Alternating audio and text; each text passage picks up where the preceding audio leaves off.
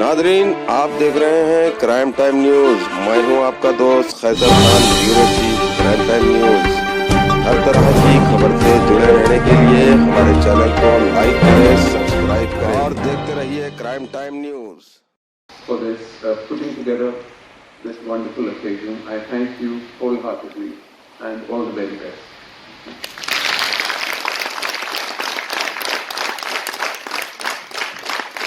Thank you, sir.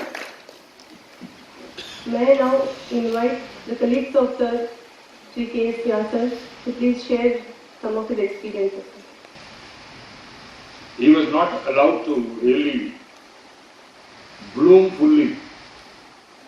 He was taken away after completing only 18 years of service.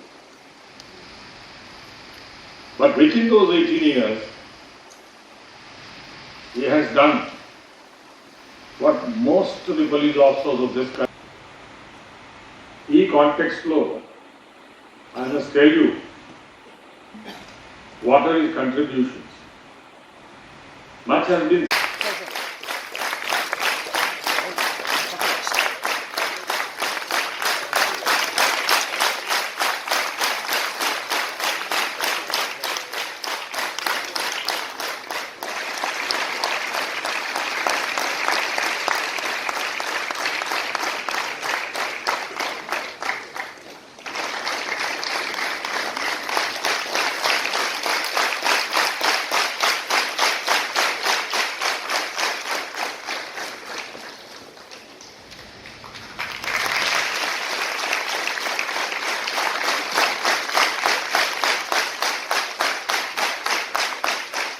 Thank you so much for accepting, sir. May I now request our Joint Director, sir, to please propose a vote of thanks.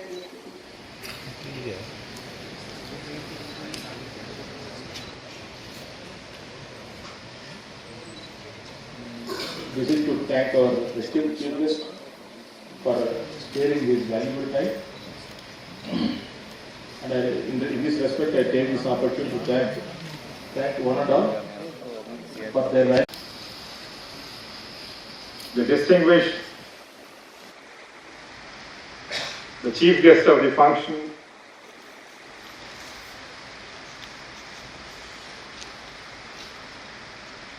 Prof.Faizan lecturer,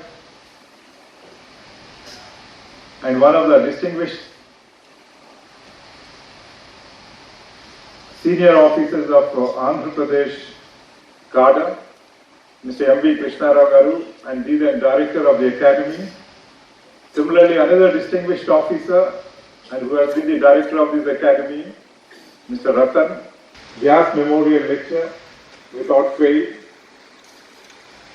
It only goes to show how much respect and reverence we have and who continues to insist police officer who always thought out of the box. Vyas has been in the forefront in the Indian police service. And today, if Andhra Pradesh and Telangana states are peaceful, the people of the state and in fact the entire nation, if we have been able to control groups has come down.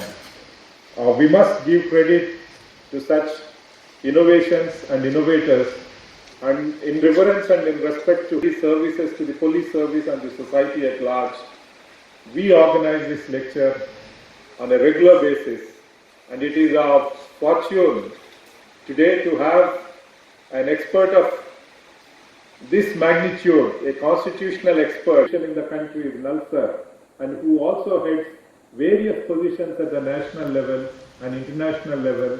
We are very proud, sir, for having consented and for being present here despite your very busy engagements. I know you are busy with various national policies and programs. Despite that, you chose to be here and then be part of this youth who have just joined the service. We have more than 750 recruit sub-inspectors with us. All of them are listening to you, and they would be able to cherish the lecture today and ensure that they are able to bring about innovation and improvements in terms of the application of the constitutional law to police work. We are the officers of law. We are the agents of law. We are the law enforcement agency. Whatever we do, whatever we think, whatever we aspire, everything must be done in terms of the provisions of the law. And that is how today no FIR has been filed so far. Delhi police, I believe, has done a disservice to its reputation by its inaction in JNU and slow progress of investigation so far, not a single arrest about the armed attack on the students. We are living at a time where probably there is somewhere lost in the din. We are increasingly going in the direction of rule by law. There is a difference between rule of law and rule by law. Rule by law means that you can pass any law. It may be an unjust law, it may be an arbitrary law, it may be a law which is negation of fundamental principles to IPS officers and probationers. And I have not talked to I am a constitutional law teacher, you are a police officer, university teachers and students not very happy right now. But for me, you are the citizens of India. And it is my bounden duty that I tell you will also become the citizen of India. And therefore I feel that I am obliged to tell you what is rule of law, what is constitution, what is the difference between constitution and constitutionalism, what is this whole debate about human rights. Many a times we are told, particularly by the security forces and the police officers, that all these civil libertarians who talk of rights of the accused are not bothered about the rights of the police people. So let me say that if today some of the police forces do not command a lot of respect or are accused of violating human rights, let me, without any fear of contradiction, say the fault is not theirs.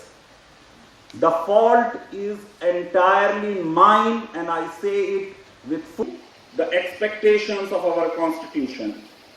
I plead guilty in not inculcating in our police officers the constitutional values and the expectations which the Constitution has from them. I plead guilty because I never engage you in conversation about human rights.